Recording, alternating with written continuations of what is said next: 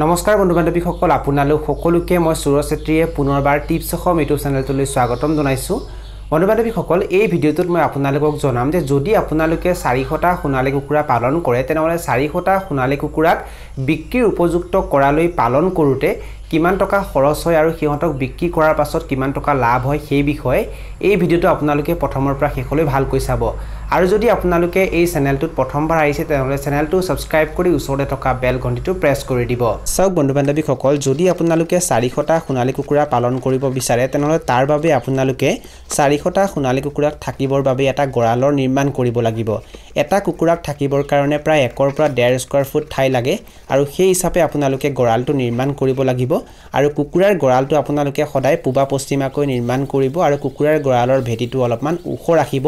যাতে বাহিৰৰ পানী ফাৰ্মৰ ভিতৰত প্ৰৱেশ কৰিব নোৱাৰে আৰু বন্ধু বান্ধৱীসকল এই খৰচটো যে আপোনালোকৰ হ'ব মানে কুকুৰাৰ গৰালৰ যেটো খৰচ হ'ব সেই খৰচটো আপোনালোকে ইয়াত ধৰিব নোৱাৰিব মানে 400টা সোণালী কুকুৰা পালন কৰোতে কিমান টকা খৰচ হ'ব সেই খৰচত আপোনালোকে ইয়াত ধৰিব নোৱাৰিব যেহেতু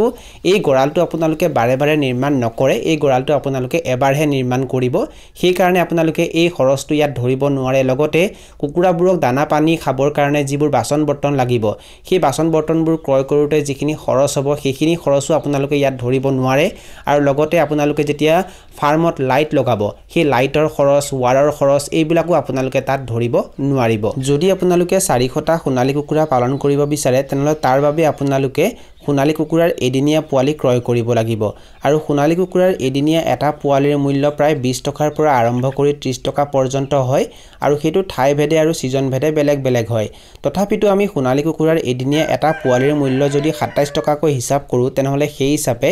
400টা সোণালী কুকুৰাৰ পোৱালিৰ মূল্য কিমান হ'ব 10800 টকা সব বন্ধু বান্ধৱীসকল যেতিয়া আপোনালোকে সোণালী কুকুৰাৰ পোৱালিবোৰ ফাৰ্মত আনিব তেতিয়া আপোনালোকে সিহঁতক ব্ৰুডিং কৰিব লাগিব আৰু যেতিয়া সিহঁতক আপোনালোকে ব্ৰুডিং কৰিব তেতিয়া ব্ৰুডিং কৰোতে প্ৰথম দিনাখন প্ৰথম 1 পৰা 1.5 ঘণ্টা পৰ্যন্ত সিহঁতক একো দানা খাবলৈ নিদিব সিহঁতক ইলেক্ট্ৰোলাইট পানী বা গুৰৰ পানী খাবলৈ দিব যদি আপোনালোকে সিহঁতক ইলেক্ট্ৰোলাইট পানী খাবলৈ দিব বিচাৰে তেনেহলে আপোনালোকে ভেটেনেৰী দোকানৰ পৰা ইলেক্ট্ৰোলাইট পাউডাৰ ক্ৰয় কৰি আনিব লাগিব এটো এক প্ৰকাৰৰ ORS হয় আৰু হেতু আপোনালোকে সিহঁতক প্ৰথম 1 পৰা 1.5 ঘণ্টা মান খাবলৈ দিব লাগিব আৰু তাৰ পাছৰ পৰাহে সিহঁতক আপোনালোকে দানা খাবলৈ দিব পাৰিব যদি আপোনালোকে ইলেক্ট্ৰোলাইট পাউডাৰ দিবলৈ নিবিচাৰে তেনেহলে সিহঁতক গুৰৰ পানীও খাবলৈ দিব পাৰে আৰু 1 পৰা 1.5 ঘণ্টা পাছত সিহঁতক আপোনালোকে সুজি খাবলৈ দিব প্ৰথম দিনাখন সিহঁতক আপোনালোকে প্ৰি স্টাৰ্টাৰ বা স্টাৰ্টাৰ দানা খাবলৈ নিদিব সিহঁতক আপোনালোকে সুজি খাবলৈ দিব বা যদি আপোনালোকৰ লগত মাকৈৰ গুৰি থাকে তেনেহলে মাকৈৰ গুৰিও সিহঁতক খাবলৈ দিব পাৰে আৰু দ্বিতীয় দিনাখনৰ পৰা সিহঁতক আপোনালোকে প্ৰি স্টাৰ্টাৰ দানা খাবলৈ দিব লোকেল বা সোণালী কুকুৰাৰ কাৰণে যেটো প্ৰি স্টাৰ্টাৰ দানা আহে হেতু আপোনালোকে সিহঁতক খাবলৈ দিব পাৰে আৰু 400টা পোৱালিৰ কাৰণে আপোনালোকে 50 কেজি ওজনৰ এবস্তা প্ৰি স্টাৰ্টাৰ দানা ক্ৰয় কৰিব আৰু তাৰ মূল্য হ'ব প্ৰায় 2600 টকা আৰু যেতিয়া এই দানাটো শেষ হৈ যাব তাৰ পাছৰ পৰা সিহঁতক আপোনালোকে স্টাৰ্টাৰ দানা খাবলৈ দিব লোকেল বা সোণালী কুকুৰাৰ কাৰণে যেটো স্টাৰ্টাৰ দানা আহে হেতু আপোনালোকে সিহঁতৰ কাৰণে ক্ৰয় কৰিব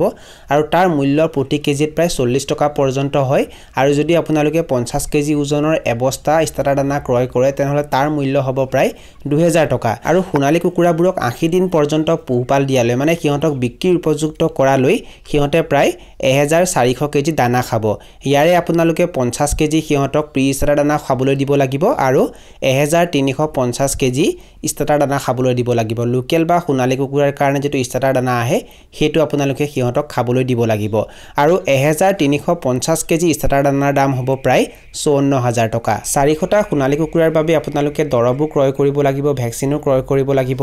আৰু এটা সোণালী কুকুৰাৰ বাবদ দৰবৰ নামত প্ৰায় 5 টকা মান খৰচ হ'ব তেনেহলে সেই হিচাপে 400টা সোণালী কুকুৰাৰ বাবদ দৰবৰ নামত কিমান টকা খৰচ হ'ব প্ৰায় 2000 টকা সিহঁতক যেতিয়া আপোনালোকে ব্ৰুডিং কৰিব তেতিয়া ব্ৰুডিং অৱস্থাত মজিয়াত আপোনালোকে ধানৰ ভুচি বা কাঠৰ গুৰি পাৰি দিব লাগিব লগতে বাতৰি কাকত পাৰি দিব লাগিব আৰু কাৰেন্টৰ খৰচ এইবোৰ মিলি সৰ্বমুঠ খৰচ হ'ব প্ৰায় 2000 টকা আৰু যাতায়াতৰ খৰচ 1000 টকা এতিয়া সৰ্বমুঠ কৰো কিমান হয় 400টা সোণালী কুকুৰাৰ পোৱালিৰ মূল্য হ'ব 10800 টকা 1400 কেজি মানে 1400 কেজি দানাৰ দাম হ'ব 56600 টকা দৰব ক্ৰয় কৰোঁতে খৰচ হ'ব 2000 টকা ধানৰ ভুচি বাতৰি কাকত আৰু কাৰেণ্টৰ খৰচ এইবোৰৰ সৰ্বমুঠ খৰচ হ'ব প্ৰায় 2000 টকা আৰু যাতায়াতৰ খৰচ 1000 টকা সৰ্বমুঠ কিমান হয় 72400 টকা মানে এই সোণালী কুকুৰাবোৰক বিক্ৰীৰ উপযুক্ত কৰালৈ আপোনালোকৰ কিমান টকা খৰচ হ'ব পাৰে অৰ্থাৎ কিমান টকা বিনিয়োগ হ'ব পাৰে প্ৰায় 72400 টকা যেতিয়া আপোনালোকে ইমানখিনি টকা খৰচ কৰি সোণালী কুকুৰাবোৰক পোহপাল দিব তেতিয়া সোণালী কুকুৰাবোৰৰ গড় ওজন প্ৰায় 1 কেজি হৈ যাব 80 দিনত সাধাৰণতে সোণালী কুকুৰাবোৰৰ গড় ওজন 1 কেজি হৈ যায় আৰু 400টা সোণালী কুকুৰাৰ পৰা বিক্ৰীৰ দিনাখনলৈকে 400টা সোণালী কুকুৰাই বাছি নাথাকে কিছুমানৰ মৃত্যু হ'ব আৰু যদি আমি মৃত্যুৰ নামত 5% বিয়োগ কৰি দিওঁ তেতিয়া কিমান থাকিব 380টা সোণালী কুকুৰা মানে 20টা কুকুৰা আমি মৃত্যুৰ নামত ধৰিছো 400টাৰ পৰা যদি আমি 20টা বিয়োগ কৰি দিওঁ তেতিয়া কিমানটা কুকুৰা থাকিব 380টা কুকুৰা আৰু এটা সোণালী কুকুৰাৰ ওজন যদি 1 কেজি হয় তেনেহলে সেই হিচাপে 380টা সোণালী কুকুৰাৰ ওজন কিমান হ'ব 380 কেজি সোণালী কুকুৰাবোৰক বিক্ৰী কৰি আপোনালোকে কিমান টকা লাভ অৰ্জন কৰিবলৈ সক্ষম হ'ব সেইটো নিৰ্ভৰ কৰিব সোণালী কুকুৰাবোৰক আপোনালোকে কেনেকৈ বিক্ৰী কৰে আৰু কিমান দামত বিক্ৰী কৰে সেইটোৰ ওপৰত সোণালী কুকুৰাৰ মূল্য ঠাই ভেদে আৰু সিজন ভেদে বেলেগ বেলেগ হয় তথাপিতো সোণালী কুকুৰাৰ হোলসেল মূল্যৰ প্ৰতি কেজিত 200 টকাৰ পৰা আৰম্ভ কৰি 300 টকা বা 330 টকা পৰ্যন্ত হয় আৰু খুচুৰা মূল্য 340 টকাৰ পৰা আৰম্ভ কৰি 370 টকা বা কেতিয়াবা 400 টকা পৰ্যন্ত হয় আৰু আপোনালোকে এই ভিডিওটো বৰ্তমানে কোৰ পৰা চাই আছে আৰু আপোনালোকৰ ফালে সোণালী কুকুৰাৰ মূল্যৰ প্ৰতি কেজিত কিমান হৈ আছে সেই বিষয়ে আপোনালোকে কমেন্ট বক্সত কমেন্ট কৰি নিশ্চয় জনাব যদি আমি সোণালী কুকুৰাৰ হোলসেল মূল্যৰ প্ৰতি কেজিত 260 টকা কৈও হিচাপ কৰো তেনেহলে সেই হিচাপে 380 কেজি সোণালী কুকুৰা বিক্ৰী কৰিলে কিমান টকা পোৱা যাব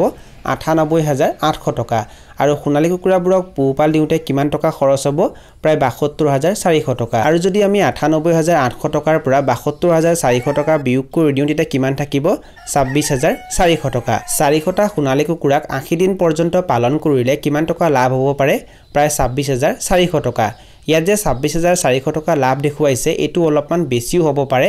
যদিহে আপোনালোকে সোণালী কুকুৰাবোৰক বেছি দামত বিক্ৰী কৰিব পাৰে যদি আপোনালোকে 380টা সোণালী কুকুৰাৰ ভিতৰত 100টা কুকুৰা খুচুৰা মূল্যত বিক্ৰী কৰে আৰু বাকিখিনি কুকুৰা যদি হোলসেল মূল্যত বিক্ৰী কৰে তেতিয়া লাভ অলপমান বেছিও হ'ব পাৰে বা যদি আপোনালোকে সোণালী কুকুৰাবোৰক প্ৰতি কেজিত 300 টকাকৈ হোলসেল মূল্যত বিক্ৰী কৰিব পাৰে তেতিয়া লাভ বাঢ়িবও পাৰে বন্ধু-বান্ধৱীসকল আপোনালোকে চেষ্টা কৰিব সোণালী কুকুৰাবোৰক খুচুৰা মূল্যত বিক্ৰী কৰিবৰ কাৰণে বা দাম অলপমান বেছিকৈ যাতে আপোনালোকে পাব পাৰে হেতু আপোনালোকে চেষ্টা কৰিব আপোনালোকে ইমান দিন কষ্ট কৰি কুকুৰাবোৰক পোহপাল দিব তাৰ পাছত যদি কুকুৰাবোৰক আপোনালোকে কম দামতে বিক্ৰী কৰি দিয়ে তেতিয়া কিন্তু আপোনালোকে বেছি লাভ অৰ্জন কৰিবলৈ সক্ষম নহব আৰু পৰাপক্ষত আপোনালোকে নিজৰ কুকুৰাখিনিক বজাৰলৈ নি নিজে বিক্ৰী কৰিবলৈ চেষ্টা কৰিব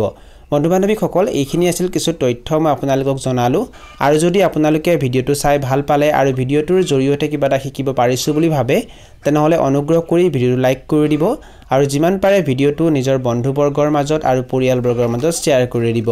এই ভিডিওটো এইখিনিতে সামৰণি মাৰিছো ধন্যবাদ